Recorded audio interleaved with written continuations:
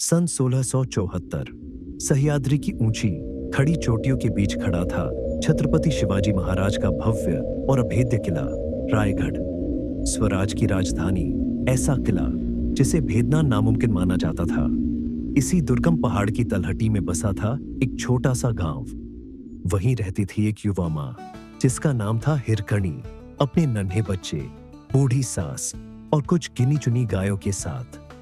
उसका पति छत्रपति शिवाजी महाराज की सेना में था, काम के सिलसिले में अक्सर बाहर, इसलिए घर, बच्चा और रोजी रोटी की जिम्मेदारी हिरकणी के कंधों पर थी। हर सुबह वह अपने नन्हे बच्चे को सास के पास छोड़ती, गायों का दूध निकालती और दूध बेचने किले की तरफ निकल जाती। और हर शाम सूरज ढलने से पहले नियम से फिर अपने घर लौट आती। दिन यूं ही गुजरते गए। एक सुबह रोज की तरह वह दूध लेकर किले की तरफ निकल पड़ी। रास्ते में उसे उसकी एक सहेली मिल गई। सहेली ने पूछा, सखी, किले में जा रही हो? जल्दी लौट आना, आज अमावस्या है। वह मुस्कुराई और बोली, हाँ, रोज की तरह ही लौट आऊंगी, उर्मिला। और यह कहकर वह फिर किले की तरफ चल पड़ी।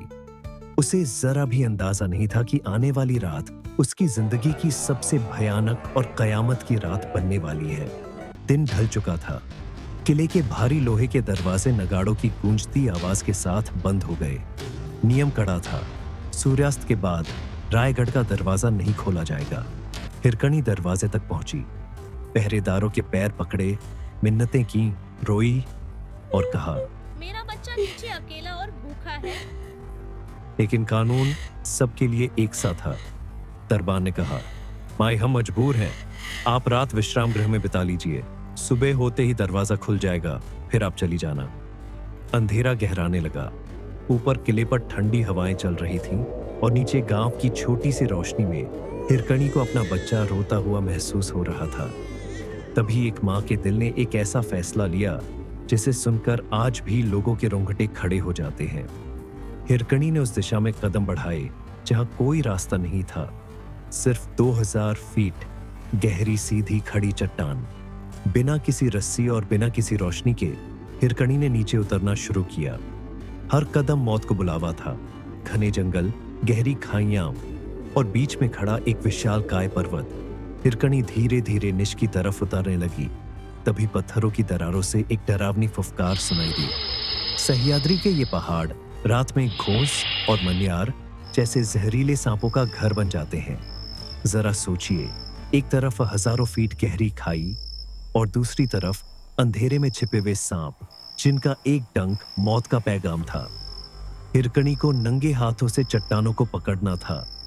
हिरकणी को डर था कि कहीं किसी जहरीले सांप पर हाथ न पड़ जाए, लेकिन हिरकणी के कानों में सांपों की फुफकार से भी ज्यादा तेज उसके बच्चे के रोने की आवाज गूंज रही थी।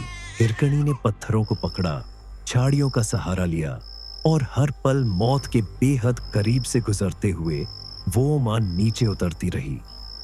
ये सिर्फ एक औरत का पहाड़ उतरना नहीं था, ये एक मां की ममता का पहाड़ों से युद्ध था। घंटों बाद वह पहाड़ की तलहटी में पहुंची। वह सीधे अपने घर की ओर गई, दौड़कर बच्चे को उठाया और कलेजे से लगा लिया। कुछ देर बाद गांव वाले इकट्ठा हुए। एक बुजुर्ग ने हिरकणी से पूछा, तुम रात में यहां कैसे आई? किले के दरवाजे तो अब भी बंद हैं। हिरकणी ने चट्टान की तरफ इशारा किया। बुजुर्ग बोले, तुम रात में किले से उतरी? इतनी खड़ी चट्टानों से? भीड़ में से किसी ने कहा, वहां से तो कोई जिंदा उतर ही नहीं सकता।